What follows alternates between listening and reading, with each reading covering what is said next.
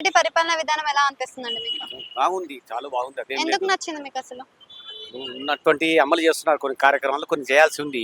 అది పూర్తిగా చేస్తే మాత్రం చాలా బాగుంటదని అనుకుంటా. అంటే అమలు చేస్తున్నారు గానీ సగం సగమే చేస్తున్నారు, మధ్యలోనే అదే వదిలేస్తున్నారు. అదే కదా, ఆయనకు అంతా వాళ్ళ దగ్గర ఉన్నటువంటి వాళ్ళు అంతా సపోర్ట్ చేయట్లేదు. ఉమ్, గవర్నమెంట్ లో ఉన్నాయన్నీ అప్పుల మీద ఉంది కదా అవును. గవర్నమెంట్ అంతా, దానికోసం ఆయనకు సెట్ అవ్వట్లేదు ఉమ్, నాకు తెలిసి. ఓకే. అంటే ఇప్పుడు ఉన్న ప్రభుత్వంలో చూసుకున్నట్టయితే మనకి చాలా వరకు విధులను కరెక్ట్ గా పాటించట్లేదు. ఆ ప్రీవియస్ గవర్నమెంటే బాగుంది, ఇలాంటి ఉచిత పథకాలని చాలా వరకు అట్రాక్ట్ చేస్తున్నారు అనేది వినిపిస్తుంది కదా. అట్లానే ఏం లేదు. వాళ్ళు ఏదో చేశారంటే వాళ్ళు అప్పులు చేశారు, ఉమ్, కానీ అప్పులు చేయడానికి కూడా ఇప్పుడు ఛాన్స్ లేదుగా. ఆ? సరే, ఓకే.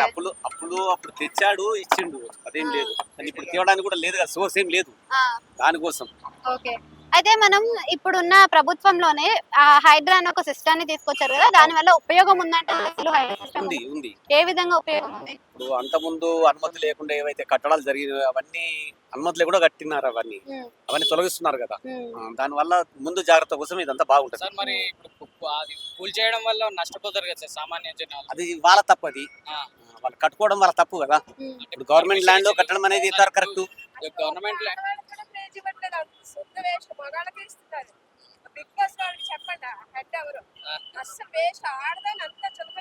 మీరు చెప్పండి నాకు. సార్ ఇప్పుడు మీరు అడగండి. కూల్ ఇది చేయడం బిగ్ బాస్ కాదు, కాదు బిగ్ బాస్ కాదు, news. News news news. Sir ఇప్పుడు కేసీఆర్ గారికి ఈయనకి తేడా అంటే ఏం చెప్తారు? కేసీఆర్ ది ఏకఛత్రాధిపత్యంగా చేసాడు ఆయన. ఈయనకు అట్లాంటి ఛాన్సెస్ లేవు. ఈ గవర్నమెంట్ లో ఈయనకు స్వతంత్రంగా చేసే హక్కు లేదు. ఆయన అట్లా కాదు కదా.